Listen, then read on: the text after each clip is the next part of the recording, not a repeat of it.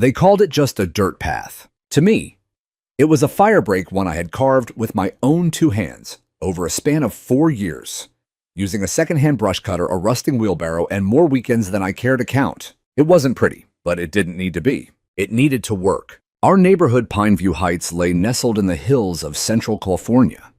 Beautiful quiet, and always one gust of wind away from becoming kindling.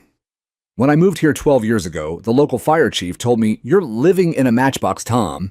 You better have a way out." So I started building one. Not a road, not a driveway, just a narrow corridor about 10 feet wide, stretching from the back end of my property all the way to the southern ridgeline, where the terrain dipped sharply into a dry arroyo that fed into the town's main service road. To most people, it looked like a forgotten ATV trail. But to me and to anyone who understood wildfires, it was a lifeline, a defensible zone, a place for flames to stop or for people to escape through when the main roads clogged with panic. I wasn't reckless about it. I cleared it according to CAL FIRE guidelines.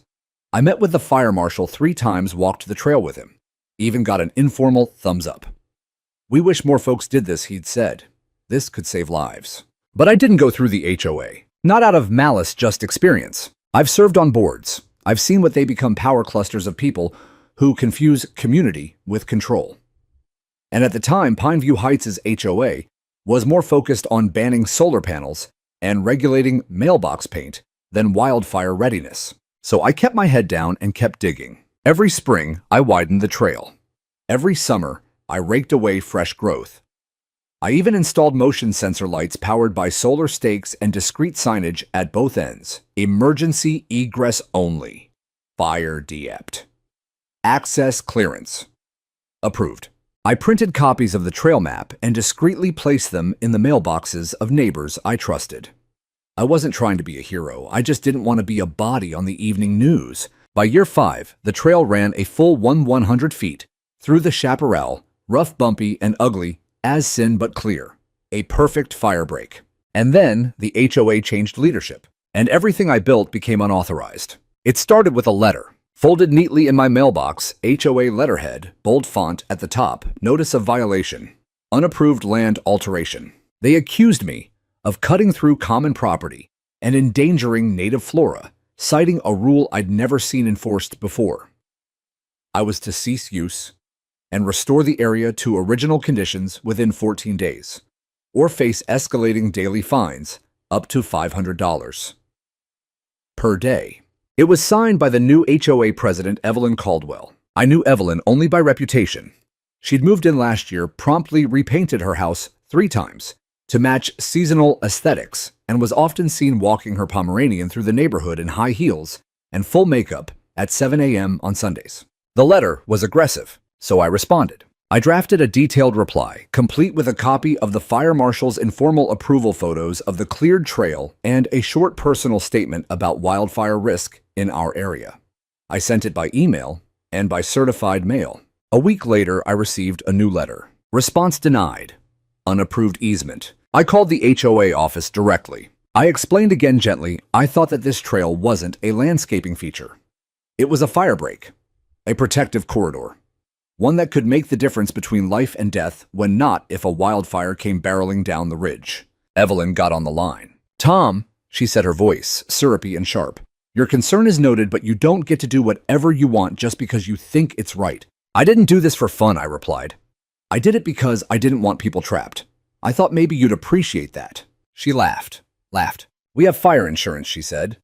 "We don't need you playing Paul Bunyan behind our homes." Then she hung up. I'd be lying if I said I didn't feel rage. Not the hot kind. The cold, clenched jaw kind. The kind that makes you walk the length of your trail 5 times in one afternoon just to remind yourself it's real, that it matters. I told myself they'll back off. I was wrong. 3 days later, I came home from a supply run to find 3 contractors in orange vests driving metal fence posts into the center of the firebreak. They were erecting a 6-foot-tall wrought iron barrier dead center in the middle of the trail. I parked hard, jumped out, and approached. One of them looked sheepish. "Sorry, sir, just following orders. HOA directive." They'd dug holes every 15 feet. They'd poured cement. By sunset, the fence was up. My firebreak was sealed shut. And I knew we had just invited a disaster in. The next morning, I walked the full length of the trail all the way to the arroyo. The fence stood like a scar across the dirt. Heavy wrought iron painted black, capped with finials, more appropriate for a cemetery than a fire-prone hillside. It stretched from one side of the trail to the other, with a locked gate in the middle. A brand new sign hung from the gate, private property, no trespassing, HOA access only. I couldn't believe what I was seeing. Not only had they blocked an emergency fire break, they'd had the audacity to claim it as their property, as if wildfire respected jurisdiction. I stood there, one hand on the cool iron, imagining the future thick, smoke-low, visibility-frightened families scrambling toward the escape route, only to find this fence locked tight standing between them and life. I took pictures, dozens, from every angle. Then I went back to my garage and pulled out every document. I had correspondence with the fire marshal, Google Earth satellite images showing the trail's evolution, even a topographic overlay I'd created myself using an old GIS mapping app. I called the county land records office and requested boundary lines for the HOA's jurisdiction. I highlighted where the fire break crossed shared space and where it passed through my own property. Then I made 2 folders, one labeled legal, the other media, and I waited, but not idly. I filed a formal appeal with the HOA first, followed their process, submitted a written objection with evidence that the trail was an emergency fire access path, not decorative landscaping. I cited the state's defensible space code, highlighted the fire department's verbal support, and made it abundantly clear this action creates a known and avoidable hazard. You are assuming liability in the event of an emergency. They responded in 48 hours. The reply was almost smug. The board has reviewed your appeal and determined that no special exception will be granted. Unauthorized easement violations must be remediated in accordance with Section 4.7 of the HOA Covenant. They fined me $750 for non-compliance with fencing order. The next day, I drove to the regional fire station and met with Captain Alvarez. He remembered me. "You're the guy with the backyard fire break," he said. "Didn't expect to see you again unless something was burning." "It might be," I told him, "sooner than we think." I showed him photos of the fence. His face hardened. "They actually blocked it. Welded shut." He shook his head. "We've got engines staged in 3 directions. But if a crown fire jumps the ridge, that trails a textbook evacuation route." I asked for an official letter, not just a handshake this time. He agreed. Within 2 days, I had a statement from the county fire department outlining the following. The fire break provided critical access during brush fire conditions. Blocking the trail posed a significant safety risk to the community. The fire department recommended immediate restoration of access. I copied it. I emailed it. I delivered it by hand to the HOA office and watched the receptionist's eyes go wide as she read it. Then I waited again. 3 days passed. No response. Then late one evening, an email from Evelyn landed in my inbox. "While we respect your concern, the HOA board remains confident in its position. The trail is non-compliant with landscaping guidelines and crosses sensitive habitat zones. Fire mitigation must align with the community's aesthetic integrity. The gate will remain locked." She had attached an article from a landscaping journal, something about native plant preservation, and an artist's rendering of a future community nature path, with benches and pollinator-friendly shrubs. I wanted to scream, not just at the ignorance, but at the sheer arrogance of it, because it wasn't just about a trail anymore. It was about control. I debated going public. Part of me hesitated. I've never liked attention. I'm a retired engineer, a quiet man, with a bad back and a shed full of hand tools, not some media firebrand. But when you watch people bulldoze your work, ignore safety, and smile while they do it, you realize silence helps no one. So I called a friend from my time on the zoning board, now a local reporter. I sent him everything. Photos, maps, the letter from the fire captain, the HOA emails. 2 days later, the story aired. HOA blocks emergency fire trail, despite fire department warnings. It made the evening news. Locals were furious. Some neighbors had no idea the trail even existed. Others were shocked that a safety measure had been turned into a liability. But the real heat came online. Comment sections lit up accusing the HOA of playing God with people's lives and prioritizing aesthetics over survival. Evelyn responded with a press release. The HOA values safety and beauty in equal measure. The trail in question was unsanctioned and potentially harmful to local ecology. We are exploring alternatives with professional consultants. But that wasn't enough. Not this time. Because nature doesn't wait for consultants. And 1 week later, the sky turned orange. The wind came first, hot, dry, and insistent, whipping through the canyons with the urgency of something ancient. Anyone who's lived through wildfire season in California knows the signs. The way the birds go silent. The way the air gets that electric stillness like the moment before a thunderclap. I stepped onto my porch that morning and knew it was coming. It had been over 100 degrees for 5 straight days. No rain in over 2 months. The grass along the ridge had turned brittle and gold. The oak leaves hung limp and gray-green in the heat. Everything was ready to burn. At 11:42 a.m., my weather radio crackled to life. Red flag warning issued for the region. Gusts up to 55 mph are expected. Residents in high-risk zones should prepare for possible evacuation. By 1:07 p.m., smoke was visible on the horizon. A brush fire had sparked just north of Dry Creek Canyon, less than 8 miles from Pineview Heights. The cause lightning. I stood in my backyard staring at the distant smoke column, thick, roiling, and fast-moving. I could feel the old instincts kicking in. I wasn't military, but I'd worked in wildland interface planning for 2 decades. I knew what fire did when it got hungry. I knew how a wind fed it. I knew how quickly a quiet afternoon could become a trap.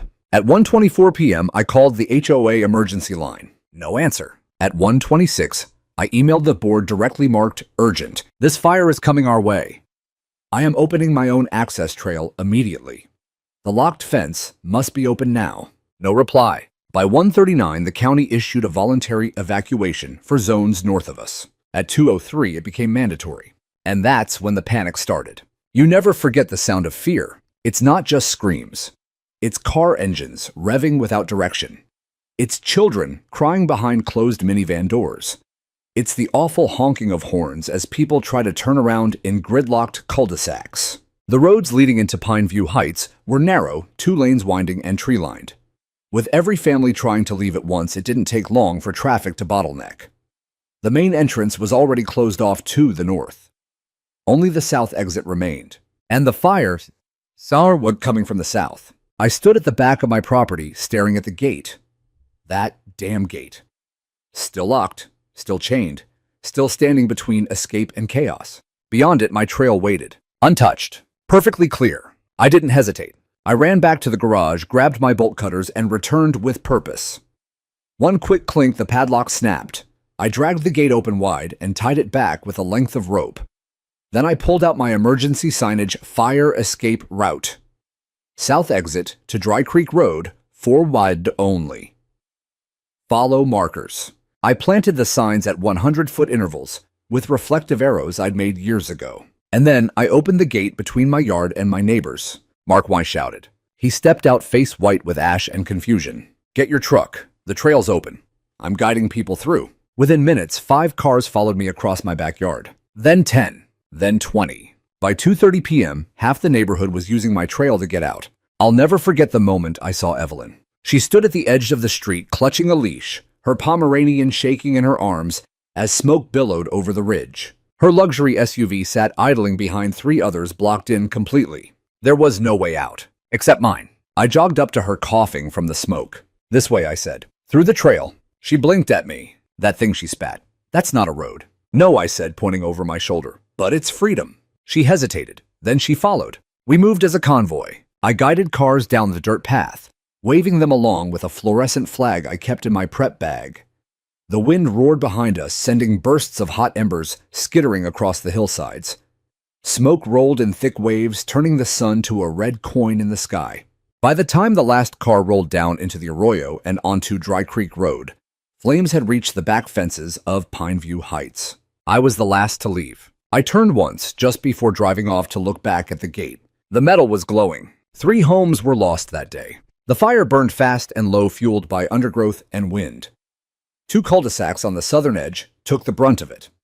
No lives were lost, but many lives changed. The fire department confirmed it later. Without the trail, the evacuation would have been slower, more chaotic, and more dangerous. And the fence, the one they'd insisted on, it had melted into a useless skeleton of twisted metal right where they'd built it.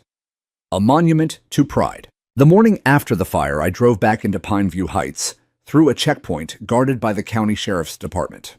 The neighborhood smelled like scorched earth, and smoldering dreams, charred wood, melted vinyl siding, the acrid ghost of what used to be a life. Ash fell like snow. I parked my truck near the gate, or what used to be the gate. The metal had warped and collapsed under the heat, crumpled like paper. One of the fence posts had completely buckled and fallen sideways, its base now fused with the cracked concrete footing. The once pristine sign, "Private Property, HOA Access Only," lay in the dust edges curled by flame. It was quiet. Too quiet. The kind of silence that follows adrenaline when the danger is past, but the grief hasn't yet arrived. I walked the trail again, slower this time. Parts of it were blackened but intact. The surrounding brush had burned in uneven stripes, here a hillside of gray ash, there a stubborn patch of green that had somehow survived. But the trail itself, the line I had carved by hand and kept clear year after year, had done its job. It had held. At the southern edge, where the trail met Dry Creek Road, someone had erected a makeshift sign overnight. A wooden plank hammered into the dirt with 2 cinder blocks holding it in place. In bold red spray paint, it read, "Thank you, Tom." I stood staring at it for a long time, my throat tightening. That simple sign meant more than any award ever could. Not because I needed the praise, but because for once someone understood. The aftermath came quickly. On the second day, the fire department issued a full report. The fire had consumed 218 acres, destroyed 3 homes, damaged 6 others, and come within 200 feet of the community clubhouse. Their findings were clear. The HOA's fence had obstructed a critical firebreak and could have resulted in mass casualties. My trail, they wrote, was essential in enabling rapid civilian evacuation under dangerous and time-constrained conditions. The local paper ran the headline, "Unlikely, Hero Residence Trail Saves Dozens During Wildfire." I started getting calls. The fire chief, the mayor, even the county supervisor, who asked if I'd be willing to consult on future neighborhood evacuation plans. I told him yes, so long as we didn't have to argue with another HOA about whether common sense required a permit. But the most surprising call came from a member of the HOA board. His name was Daniel Wong, soft-spoken, usually in the background during meetings. He'd voted with Evelyn on the fence issue, but you could tell he hadn't liked it. "I owe you an apology," he said. I didn't say anything. He continued, "A lot of us didn't understand what you were trying to do. And when you went public, it embarrassed the board. We got defensive. But now my wife and kids made it out because of your trail. So, thank you." That meant more than he knew. Evelyn, however, stayed silent. No letter, no call, not even a public statement. But her power was slipping.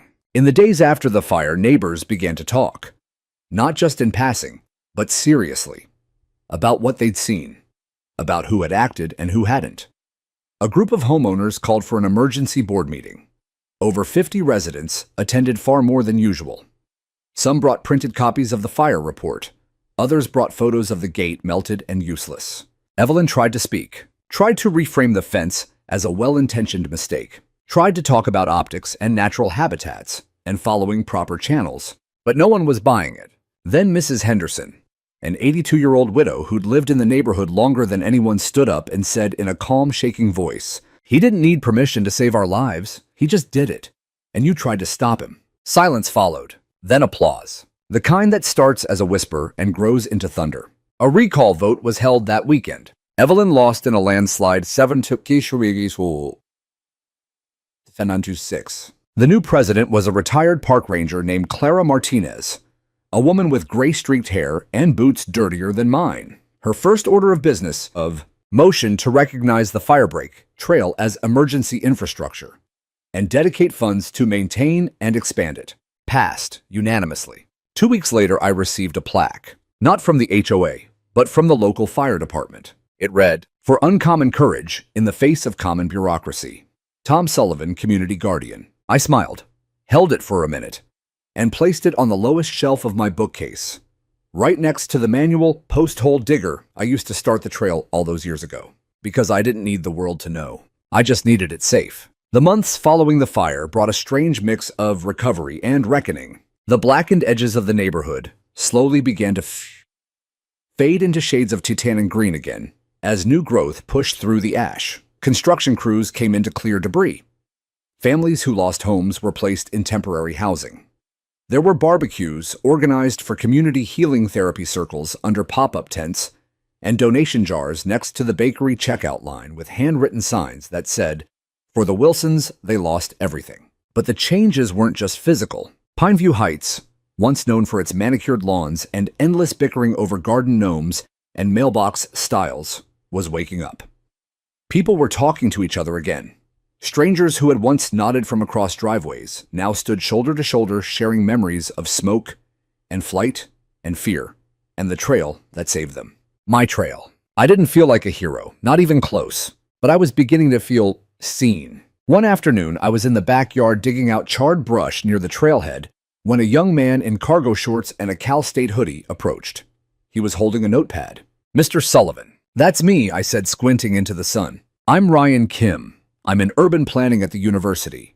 We're working with the county on post-fire infrastructure analysis." "Your name came up a lot." I raised an eyebrow. "In what way?" He grinned. "They want to model your Firebreak in the new emergency planning maps. Actually, they're thinking of naming it the Sullivan Escape Route." I let out a dry chuckle. "Catchy." "It's more than that," he said, getting serious. "Your trail changed how people are thinking about defensible space, about what it means to be prepared. We have code, we have guidelines. But what you did, that was human-centered design. Functional, practical, real." I didn't know what to say. He left me a folder filled with diagrams, photos, and a request for a recorded interview. I agreed, and not for vanity, but because if someone else could use this model somewhere down the line, if another quiet guy with a brush cutter and a bad back could protect his neighbors without needing 30 signatures and a landscaping committee's approval, then maybe it was worth putting my voice on tape. Meanwhile, the HOA under its new leadership began a complete overhaul. Clara Martinez moved quickly. The bylaws were reviewed and updated. Safety was given top billing in the community charter. A fire readiness subcommittee was formed with real authority and a budget. And the old pattern of punitive fines for unauthorized actions was flipped on its head. Now the HOA started encouraging preparedness, offering reimbursements for fire-retardant landscaping rain barrel systems, emergency generators. I even helped draft a neighborhood-wide evacuation flowchart that was printed, laminated, and delivered to every home. People stopped treating me like the stubborn backyard doomsday guy. They started asking me questions and listening to the answers. But healing wasn't universal. One morning, as I was heading into town for supplies, I saw Evelyn. She was standing on the edge of her property, now fully rebuilt. Sleek lines, minimalist landscaping, probably a custom architect's design. Her little Pomeranian sat in the grass beside her, uncharacteristically quiet. She looked smaller, not physically, but in presence. She saw me too. For a moment, neither of us moved. Then she walked toward the sidewalk and with visible effort said, "Tom." I nodded. "Evelyn." Long silence. She shifted her weight. I just wanted to say I never meant to put anyone in danger. I thought I was doing what the rules required. I misjudged. Badly. I didn't soften my gaze. But I didn't harden it either. "It wasn't about rules," I said. "It was about control." She flinched just slightly, then nodded. "You saved my life," she said. "No," I replied calmly. "The trail did. I just built it." She reached into her pocket and handed me a small envelope. Inside was a check donation to the new fire readiness fund the community had started. It wasn't huge, but it wasn't symbolic either. "Thank you," I said simply. She turned and walked back to her house. And that was that. That fall rain came early, soft, steady, and blessed. The hills drank it like they'd been waiting all year. Flowers returned in cautious clusters. Children played outside again. And the air, for the first time in months, smelled like earth instead of fear. One crisp morning, I walked the full length of the trail again. This time, not to check for damage or clear branches, but just to walk, to be. As I neared the southern exit, I saw something new. A small wooden bench. Simple, handcrafted. Etched into the backrest, just 2 words. "We remember." I sat down and listened. Birdsong. Wind through the dry grass. And beneath it all, the steady, silent promise of a trail that had done exactly what it was built to do. And would again, if needed. Winter came quietly to Pineview Heights that year. Not the kind of winter that blanketed the ground in snow or froze pipes in the morning, but a gentler season, cool breezes, long gray mornings, and the smell of damp eucalyptus carried on the wind. It was the kind of winter that gave people space to breathe, to rebuild, and to reflect. The scarred earth slowly healed. Blackened bark shed its soot. Wild grass pushed stubbornly through the hardened soil. And my firebreak, once a subject of controversy, then of salvation, had become a kind of quiet landmark. Not just for evacuation, but for memory. Neighbors began to walk it, sometimes with dogs, sometimes in pairs, sometimes alone, silently tracing the path that had saved them. It was strange. This stretch of dirt and gravel I had carved out of necessity had transformed into something sacred, a living symbol of both survival and change. One afternoon, I was raking leaves near the trailhead when a little girl appeared. She couldn't have been older than 6. Curly brown hair, bright blue jacket. She stood on the edge of my yard, holding a crayon drawing in her hand. "Are you the trail man?" she asked. I smiled. "I guess I am." She walked up and handed me the paper. It showed a stick figure with a gray beard holding a pair of shears. Behind him, a line of smiling stick families walked a trail between 2 cartoon fires. At the bottom, written in uneven pink letters, "Thank you for the safe path, signed Sophie, age 6. My throat tightened. I crouched down. "Did you draw this?" She nodded. "My mommy says you saved us." I looked at her and said the only thing that made sense, "I'm glad you're here." She beamed, then ran back toward the street where her mother waved. The community continued to transform. Under Clara's leadership, the HOA became less of a shadow government and more of a collaborative force. Monthly meetings were open and respectful. The budget became transparent. Priorities shifted toward resilience, against fire, against heat, even against drought. Water tanks were installed. Native plants replaced thirsty lawns. And every spring, the HOA hosted a neighborhood-wide readiness day where families walked the firebreak learned evacuation routes and met with local first responders. It wasn't perfect. There were still the usual squabbles. Someone's fence color, a noise complaint, a dispute over a new chicken coop, but the tone had changed. People listened now, to each other, to experience, to reason, and that alone felt like victory. As for me, I got older. My knees started giving me more trouble. I had to switch from shears to battery-powered trimmers, but I never stopped walking the trail. Every week, rain or shine, I made the full loop, clearing debris, checking signage, greeting the occasional hiker or jogger who now used it as part of their routine. One day, I found a laminated poem nailed to the back of the bench. No author, no signature, just 5 simple lines. The fire came with hungry speed and found us in our pride and need, but where one man had cut the way, the fire bowed its head that day and left us with a path to stay. I left it there. It belonged. Spring brought with it a new project. The county offered a grant to expand the firebreak network throughout the region, using Pineview Heights as a case study. They wanted me to help lead the community design team. At first, I hesitated. I wasn't an engineer anymore. I wasn't young. And I'd never led anything that wasn't made of wood and wire. But when I showed up to the first planning session, a dozen people were already there waiting with blueprints, topographical maps, and thermoses of coffee. Some were neighbors. Others were planners, students, or fire specialists. All of them eager. All of them ready to listen. It wasn't about me anymore. It was about the legacy of what had been done and how to do it again, smarter, wider, stronger. So I said yes. And in the process, I began to forgive myself. Not for the trail, I'd never doubted that, but for the years I'd spent withdrawing. After my wife passed, I'd let the world get small. Routine replaced conversation. Projects became my company. I told myself I didn't mind the solitude, but maybe I did. It took fire to bring people to my door. It took fear to spark connection. And it took a little girl with a crayon drawing to remind me that what I built wasn't just a path through brush. It was a path back to meaning, to community, to something larger than myself. One evening, just before sunset, I stood at the highest point on the trail.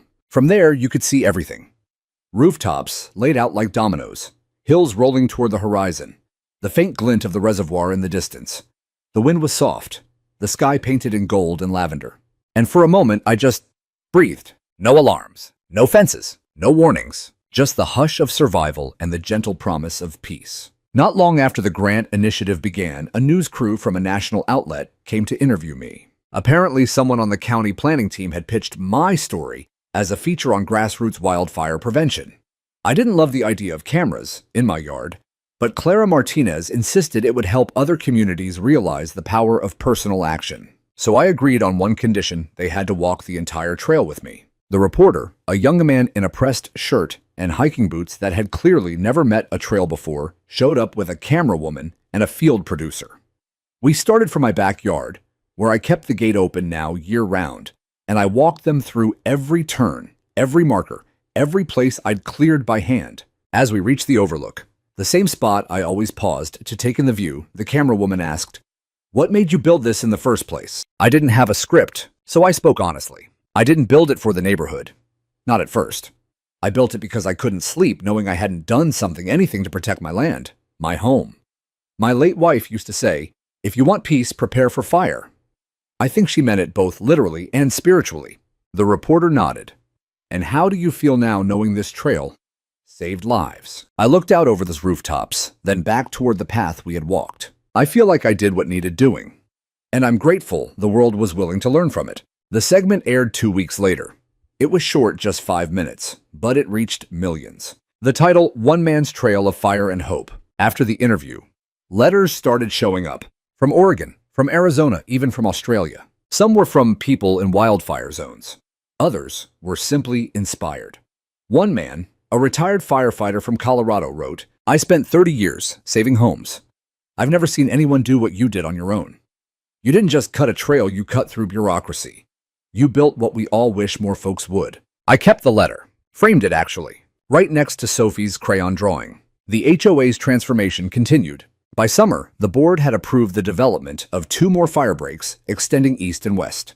Both would be modeled after mine, simple, walkable, accessible in emergencies. I was asked to supervise, but I wasn't alone anymore. I had a volunteer team. There was Jim, a retired carpenter who built wayfinding posts. Aisha, a landscape architect who designed erosion-resistant drainage paths. Even teenagers from the local high school got involved, earning community service hours, hauling mulch and placing reflective trail markers. It became a movement. Once a symbol of division, the firebreak now united us. That fall, during Fire Readiness Day, Clara handed me a microphone in front of a crowd of about 150 residents and city officials. I don't like speeches, but I spoke anyway. "Everyone thinks wildfires are sudden," I said. "But the truth is, they're slow. They build over weeks, months, even years. Through dry seasons, through dead leaves no one clears, through fences built on pride instead of wisdom." People were quiet. I went on, but survival. Survival is built the same way, slowly. By one person deciding to do what's right, then another, then a community. The fire may come again. But next time we won't run blind. We'll walk together. We'll know the way. The crowd stood and clapped. Some even cried. Clara walked over, hugged me, and whispered, "We're naming the new East Trail after your wife, the Ellen Line. Hope that's okay." I swallowed hard and nodded. It was more than okay. Later that week, I received a letter from the state governor's office. It was formal but heartfelt, acknowledging my contributions, inviting me to speak at a statewide resilience forum, and offering me an award, the Citizens Medal of Preparedness. I didn't care much for medals, but I accepted, because it wasn't really about me anymore. It was about proving that even in a world of red tape, one person with a shovel and a stubborn heart could still change the outcome, could still protect something sacred. And then came the night I couldn't sleep, not because of worry, but because of quiet. It was late October. The stars were out. The moon cast silver light across the hills. I walked the trail alone, flashlight in hand, though I knew every bend by heart. Halfway through, I sat on the We Remember bench and just listened.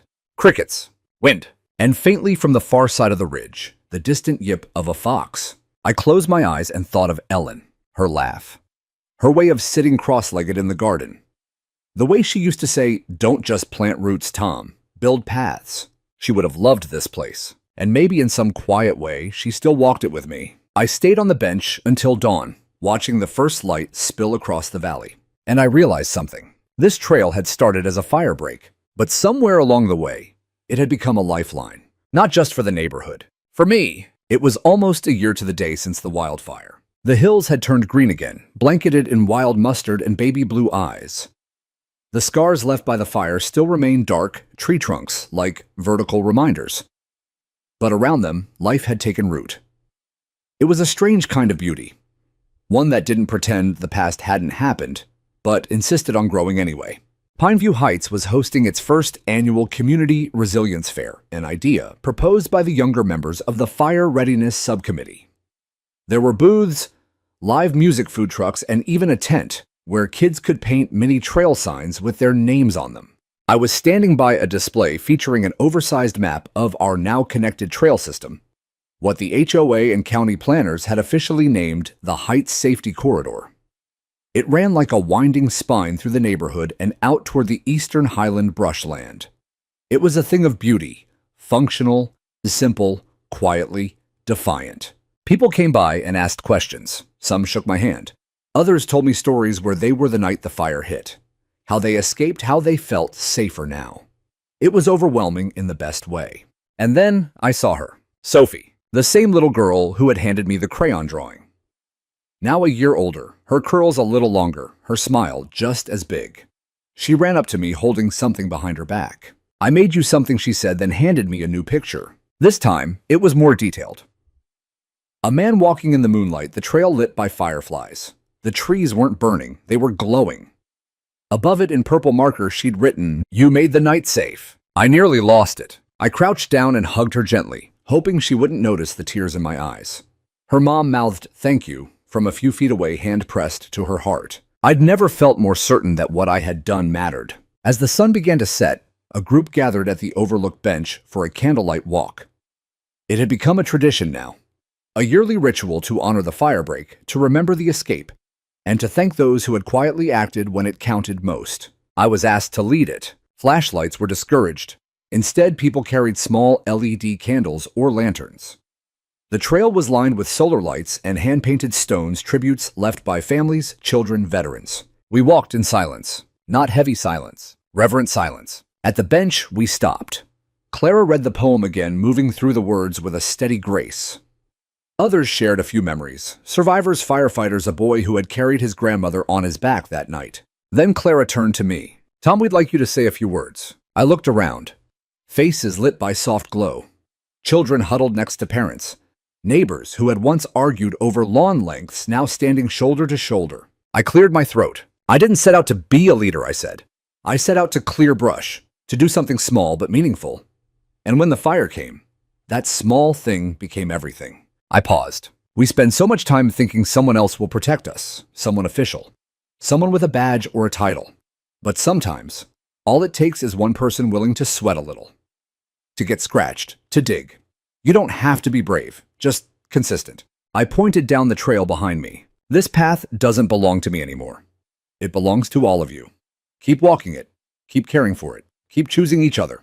Silence followed, then applause. But it wasn't the kind of clapping that breaks the spell. It was quiet, grateful. A murmur of hands saying, "Yes, we understand." Later that night, I sat alone again at the overlook. Not lonely, just alone. I watched the stars come out one by one. I thought about fire, not just the kind that burns wood and brush, but the kind that tests character, burns ego, and lights the truth. I thought about the trail, about how the path to safety had become the path to connection, to healing, even to purpose. I remembered my wife's voice clearer now than it had been in years. "Don't just protect the house, Tom. Protect the people." I had tried, and somehow I had done it. Before I left the bench, I reached into my jacket pocket and pulled out something I'd been holding for months. A small brass plaque no bigger than a postcard. I screwed it into the underside of the bench where only someone sitting would see it. It read, "Cut by hand, held by heart, in memory of Ellen Sullivan." I stood up, took one last look at the darkened hills, and walked home along the trail I had built with nothing but love, grit, and the refusal to wait for permission. The following spring brought a letter from the state's Office of Emergency Services. They wanted me to serve as a community liaison on a wildfire prevention advisory council. I hesitated, as always. Bureaucracy wasn't my thing. But Clara said something that stuck with me. "Tom," she said, sipping coffee at my kitchen table, "this isn't about wearing a suit. It's about giving a damn and getting them to listen to someone who's walked through the smoke." So I said yes. At our first council meeting, I sat at a long table flanked by planners, engineers, policymakers, and professors. Most of them introduced themselves with acronyms. I simply said, "Tom Sullivan, retired. I built a trail that saved 86 people." There was a pause. Then someone said, "We've all heard about that trail." The room changed after that. I didn't need to learn their jargon. They leaned in to hear mine. They took notes when I talked about slope brush density, wind corridors. I even got invited to speak at a fire science seminar. I laughed and said, if you ever told me I'd lecture at a university wearing boots and flannel, I'd have called you crazy. But it happened. Meanwhile, back in Pineview Heights, the HOA board approved a community archive, a physical one. It was Clara's idea again. They turned the old clubhouse storage room into a small exhibit space, framed trail maps, photos from the evacuation kid, art laminated and hung proudly. At the center was a glass case containing a pair of my old loppers, the original wooden trail marker, and Sophie's first crayon drawing. On the wall behind it, engraved in wood, the path that found us. I brought my niece and her kids to visit one weekend. They asked questions, lots of them. About the fire that escaped the woman with the dog who cried on TV. Did you build it all by yourself? The youngest asked. No, I said. I started it by myself, but everyone helped build it, eventually. She looked confused. So I added, sometimes it just takes one person to show the path and others will follow. That she understood. At the 1-year anniversary of the fire, the town held a memorial walk. Not somber, just reflective. We began at the southern trailhead, where the new brass arch welcomed walkers' Sullivan Ridge Fire Trail. Kids painted chalk murals. A local band played soft bluegrass. Firefighters stood by with information booths, teaching families how to create defensible space around their homes. I was asked to cut the ribbon at the new extension, the Ellen line. I wore my best jeans, my cleanest boots, and the dog tags I hadn't worn since my wife passed. As I held the oversized scissors, I heard her voice again. Cheerful teasing, "Don't mess it up, Tom! That ribbon's probably got more funding than we did." I laughed out loud before I could stop myself. Then I cut it. And just like that, the trail grew longer, stronger, more than just a line in the earth. A living, breathing legacy. That night, I sat with Clara and a few others around a fire pit. Do you ever think it was meant to happen? She asked softly. The fire. I paused. No, I don't think tragedy is ever meant to happen. But I think what we do after it, that's where the meaning comes in. Jim, the old carpenter, raised a mug. 2 stubborn men with shovels. To neighborhoods that learn, Aisha added. And I said, to trails that lead us home. Back in my own yard, the trail glowed under solar lights, soft and steady.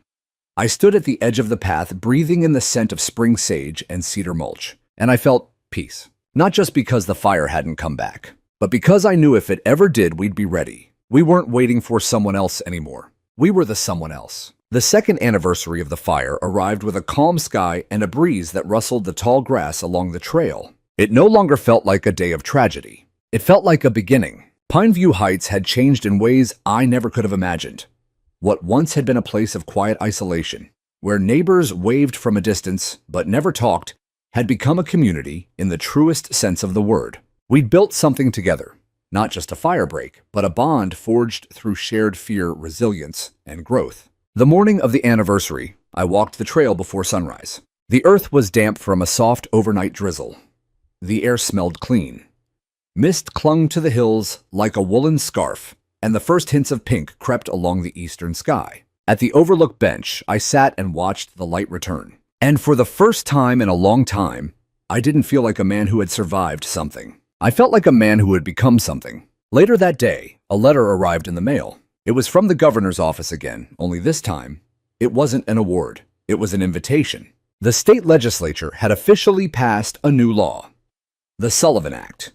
It created funding for grassroots fire prevention programs statewide and recognized community-led fire corridors as essential infrastructure. They wanted me to speak at the signing ceremony. I read the letter twice, then set it down and looked out the window toward the trail.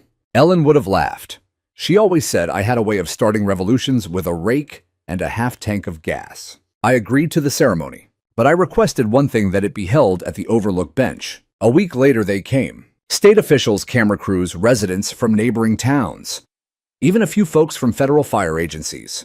They set up tense audio gear podiums, and I did my best not to run from it all. I wore the same boots I'd cleared the first section of trail in, same flannel shirt from the day I argued with the old HOA board. At the microphone, I kept it short. I didn't do this alone, I said.